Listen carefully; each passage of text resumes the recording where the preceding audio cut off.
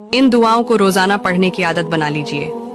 Number 1, जो शख्स हर फर्ज नमाज के बाद आयतुल कुर्सी पढ़ता है तो अल्लाह ताला उसके और जन्नत के बीच में सिर्फ मौत का फासला रखता है। नंबर 2, जो शख्स 3 बार सूरह इखलास पढ़ता है तो उसे 1/3 भाग कुरान पढ़ने के बराबर सवाब मिलेगा। नंबर 3, जो शख्स सुभान अल्लाहि व बिहम्दिही इस दुआ को 3 बार पढ़ता है तो उसके सारे गुनाह माफ कर दिए जाते हैं, चाहे वो समुंदर के झाग के बराबर क्यों ना हो। नंबर 4, जो शख्स हर फर्ज और मगरिब की नमाज के बाद 7 बार अल्लाहुम्मा अजिरनी मिनन्नार पढ़ेगा तो उसे जहन्नुम की आग से बचा लिया जाता है।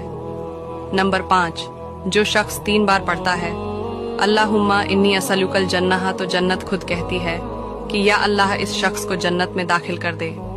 नंबर 6, जो शख्स सोने से पहले हर रात सूरह मुल्क पढ़ता है तो उसे कब्र के अजाब से बचा लिया जाता है।